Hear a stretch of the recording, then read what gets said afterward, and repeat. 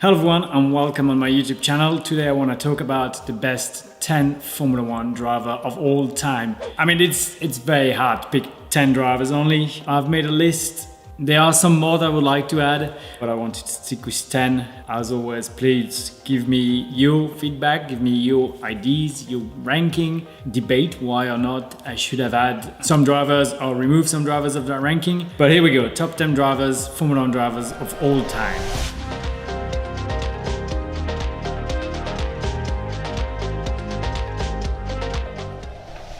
Before I go, I would like to say one thing. I've put 10, but I didn't list them in a ranking, right? So it's 10 drivers. Don't expect number 10 to be number 1, number 1 to be number 10. I just put them here on a list. So the first one I want to talk about, and it's because I share a little bit of history with him, is Niki Lauda. Obviously, Niki Lauda, a very impressive driver. I have a picture sign of him at home. He had a massive accident at the Nürburgring, got burned in his car. I did get burned in Bahrain, my accident, so obviously we share that. But huge respect for Niki as a driver, and then what he did with Mercedes Formula 1 team. Obviously, Niki had his big accident in '76. Only 6 weeks after his accident, he was back racing. I believe he was back racing in Monza. And when he removed his balaclava, there were blood from the injury. Finished vice world champion that year, was world champion the year after. Absolutely stunning to see that he kept racing and came back so early after his accident. And then, for me, Niki is that red hat all the time on creating Mercedes Formula 1, the most successful team of all time. Niki is 3-time world champion, 25 race win, one of the biggest mental strengths that I've seen in my career, and probably one of my favorite drivers of all time. Number 9, Sebastian Vettel, 4-time world champion, very impressive career. I remember watching Sebastian racing in Formula 3 when I was in Formula 1, and then I still remember watching his first Formula 1 race at the US GP when Robert Kubica couldn't race because of his accident in Canada, and honestly for a first race it was very, very impressive. He was part of the BMW junior program as well as Red Bull, so he drove for BMW in the US Grand Prix in Indianapolis, had a very good weekend, setting up into going to Toro Rosso, and then at Toro Rosso he won Monza under a very, very wet weekend. Obviously, the car was working very well. Sébastien Bourdais, the French driver, was with him at the front of the grid, but had an issue at the start. And just Sébastien flew on the race. He was just surfing the water with Toro Rosso. Then went to Red Bull for World Championship. I was lucky to fight for podiums and wins with him back in 2012 and 2013, and that was an amazing. Then Sébastien went to Ferrari a little bit later, and Ferrari was not at his best. He did fight. He gave Lewis Hamilton a tough time trying to win the championship against him. That was a pretty good battle to follow. For me, Sébastien is part of those top 10 drivers just because of what he achieved, so young, being so mature and so ready for Formula 1. Next on the list is Stirling Moss. Even though Stirling Moss was never world champion, he's got 16 wins and 24 podiums. He was overshadowed by Juan Manuel Fangio, and his nickname is the champion with no crown. Stirling Moss was an absolute incredible driver, so fast, unlucky 4-time vice champion in 4 years in a row, 3 times behind Fangio. Such a gentleman. Even Mercedes released a car at his name, a car named after Stirling Moss. Yeah, just an incredible driver, but never was world champion. Next on the list is Jim Clark. Jim Clark is an absolute incredible driver. He's won 25 out of the 73 races he participated in, had to drop 28 times, was 2-time world champion in 1963 and 1965. He even went rallying, and actually was at the Great Britain Rally, and he was super competitive. He was fighting there with the best rally drivers until he drifted off the track. But that shows how much skill Jim Clark had. I mean, that record of 25 wins out of 73 races, that is absolutely incredible driver that liked to drive Formula 1 rally car. Unfortunately, during a Formula 2 race in 1968 he had an accident and passed away, but for me I love the fact that he was driving wherever he could drive, and that's so cool to see. Next on the list is Jackie Stewart. Jackie is a Scottish driver, 3-time world champion, 27 wins, 43 podiums. He was one of the leaders of Formula 1 in the late 60s, early 70s. Once after the death of Jim Clark in 68, Jackie Stewart became the new British star of motorsport. Jackie Stewart raced 99 races, 43 podium, 27 win. He set a record that was then beaten by Alain Prost. But the crazy thing here is Jackie Stewart only raced 9 years in Formula One, was two-time world champion, two-time vice world champion. That is absolutely incredible.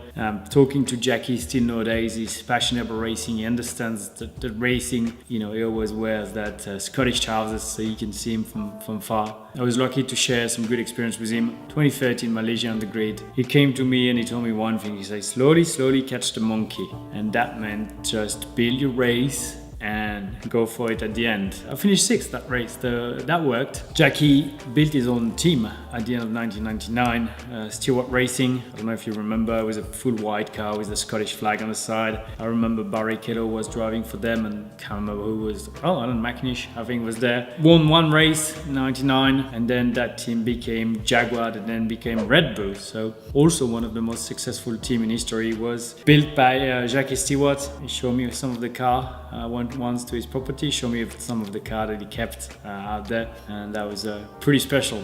Next on the list, just talk about it, Alain Prost, 4-time world champion, 51 wins, 106 podium, the most successful French driver. Obviously, I know Alain very well. He's got 199 races in Formula One, 106 podium, 51 wins. So very impressive stats. I started watching Alain in 93, 94. So I was young and Alain was fighting Ayrton Senna, obviously as a French driver. I was following Alain a lot, but Ayrton has something very unique. Ayrton was just Ayrton Senna. So it was hard to pick up one of the two to be my favorite. Alain was, very practical. The professor, that's his nickname, looking at all the elements and putting them together, whilst I believe Ayrton was just more feeling based onto it. And when they were teammates at McLaren, there was some far. One of the biggest rivalry of Formula One. It didn't go well all the time between Alain and Ayrton, but it was pretty cool to see them racing that hard. Suzuka when they crashed as teammate at McLaren, and the year after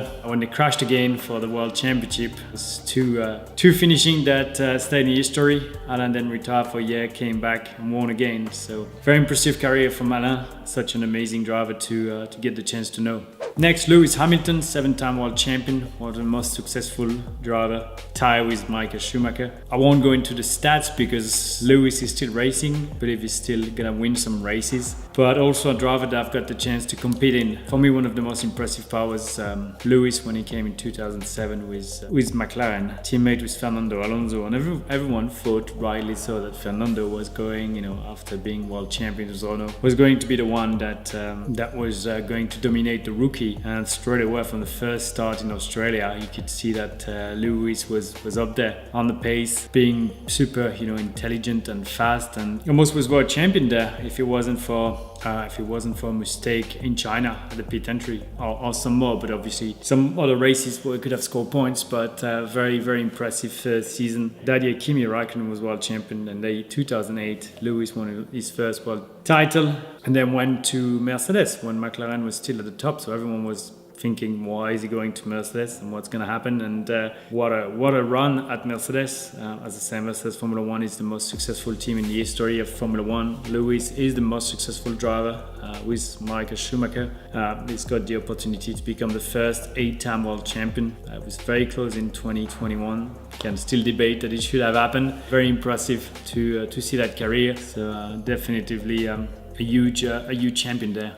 So 7-time world champion Michael Schumacher, incredible driver. I grew up watching Michael and Ferrari. He joined the team when they weren't at their best, but with Jean Todt and Ross Brawn, they did manage to turn that around and be one of the most incredible team of the history. For me, Michael Schumacher, it's the battle with Juan Pablo Montoya and the one with Fernando Alonso. It was so cool to see. Obviously, pretty much every kid in the world grew up with a red car, and red means Ferrari. So those Ferrari were absolutely incredible. I also remember Mika Häkkinen and Schumacher. So yeah, it was Mika Häkkinen, Schumacher, and Montoya Schumacher, and Alonso Schumacher. I was lucky to race against Schumacher back in 2012. That was very special. Being on the same track as him and passing and being passed by Michael. That was very unique. Definitely something that I was lucky to have in my career. We have also to remember that before going to Ferrari, actually, Michael Schumacher went to Jordan And his first weekend was the Belgium Grand Prix. He was absolutely stunning there. And then with Benetton, he was 2-time world champion already, fighting with Ayrton. So yeah, I mean, if you look at it, Schumacher was Ayrton, Hakkinen, Montoya, Alonso. Then I got the chance to race him. That's absolutely incredible to think of that. I'm not good at looking back and looking at those stats, but no, I know it because we're doing the video together, and I'm quite excited about it. No, obviously, Ayrton Senna, 3-time world champion, 41 wins, 80 podiums, drove for pretty much 10 years, 84, 94. If you look at the history of Ayrton, him driving on the rain in Monaco with a car that wasn't the best and just flying and being so good, to almost lapping everyone in Monaco in the race and crashing at the end because he kind of lost the focus. 3-time world champion with McLaren, then went with Williams to win a 4th world title, and 4th race of the season is Imola 94, probably the worst weekend of F1 history, with Roland Ratzenberger dying on Saturday in qualifying, and Sunday 1st of May 94, Ayrton Senna passing away in the race. I was watching that race. I was only 8 years old, but I still remember watching the race. I still remember not understanding what was going on. I was with my dad on the sofa and I was watching and waiting and didn't know what was happening 28 years ago. I still remember what I was doing. For me, Ayrton was just absolutely incredible. He inspired so many drivers just by the way he raced, the way he was passionate about it. I love using his quote: if you're no longer for a gap that exists, you're no longer a racing driver. I think that's something that I take from him, and I like that mentality that when you're out there and you're going for it. You know, you're not taking no for an answer. That's definitely something that Ayrton would do. For me, he's one of the best of all time. I wish I'd seen him more racing. I wish he was still here wearing his blue national hat and his yellow, green and blue helmet. He had the most pole position, 65 during 17 years, the record until Alain Prost took it. But he was just probably the fastest, or one of the fastest driver that ever raced car. Last on the list was one of the first world champion, Juan Manuel Fangio, Argentinian driver, 5-time world champion with 4 different teams: Alfa Romeo, Mercedes, Ferrari and Maserati when he was age 47. Obviously it was a different time in the 50s. It was 4 times in a row, 54 to 57, 24 victories in 51 races. That's almost 50% of the wins, and the rest of the time was pretty much second. So he's like the godfather of all the racing driver in the world. 5-time world champion in an area where it was just so dangerous, so unpredictable, so much different.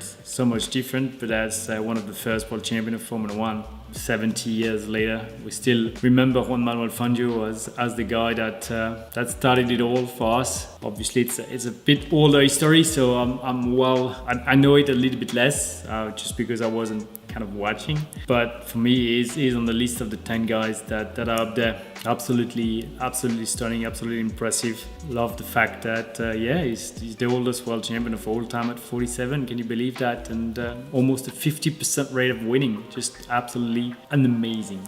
There are more drivers that I like to put here. Fernando Alonso is one. I talked about it. I was lucky to be his teammate. Absolutely impressive. But Fernando is not done yet. It keeps going, and he goes like he's 20. There's Max Verstappen, but still same thing. Max Verstappen is only 24 years old, so I'm gonna give him a few more world championship, and then we add him in the list. Graham Hill is one too. Graham Hill was he's one of the only driver, if not the only driver. He's the only driver with the triple crown, meaning Monaco GP, 24 Hours of Le Mans, and Indy 500. A lot of drivers tried those triple crown, but only Graham Hill was able to get it. So yeah, that list gonna probably evolved. It's just gonna get bigger because it's impossible with the time to keep to 10. But we'll do a new one in some time. So please, as always, make sure that you like, you subscribe, you give me a comment, you give me your list, why, the pro and the cons. Who maybe should have had or removed. I don't think there's any to remove, but let me know if there are any. But who we should add. And I'll see you very soon for a new video.